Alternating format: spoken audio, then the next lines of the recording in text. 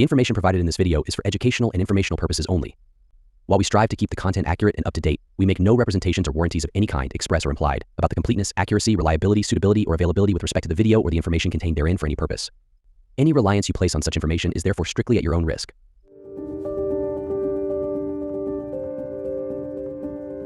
We are all familiar with this map of India, but do you know that this is not how India looked at the time of the enforcement of the Constitution? The Indian map has gone through various changes all through the history after independence. The recent most change being the division of Jammu and Kashmir state into two union territories, Jammu and Kashmir and Ladakh. So if you want to know how India looked in 1950 and on what basis the divisions were made then, please watch the video till the very end.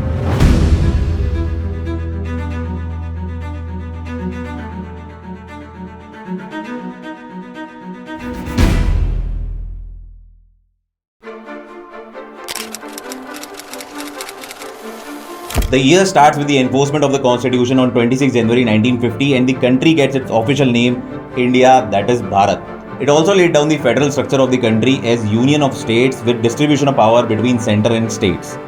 The Indian Union is an indestructible union of destructible states, meaning that the size and the shapes of the states within the Indian territory could be altered and have been altered all through the time after independence. For example, Maharashtra and Gujarat coming out of the erstwhile Bombay state, Chhattisgarh out of Madhya Pradesh, Telangana out of Andhra Pradesh, and various others.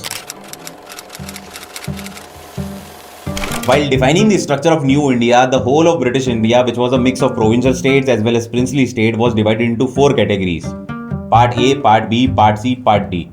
Part A included erstwhile governors' provinces, Part B included erstwhile princely states, Part C included erstwhile chief commissioners' provinces and smaller princely states, and Part D was an archipelago of 570 islands called Andaman and Nicobar Islands kept as Union Territory.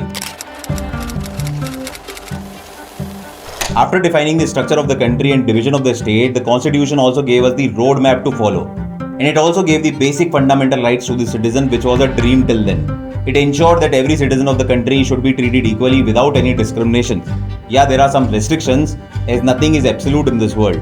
And this shaded grey area has been misused by various governments.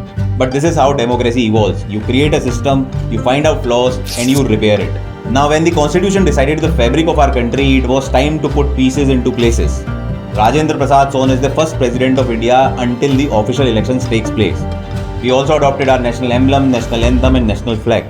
With Constitution coming into force, we became the largest democracy in the world with universal adult franchise, meaning whosoever has attained the age of 21 years was eligible to vote.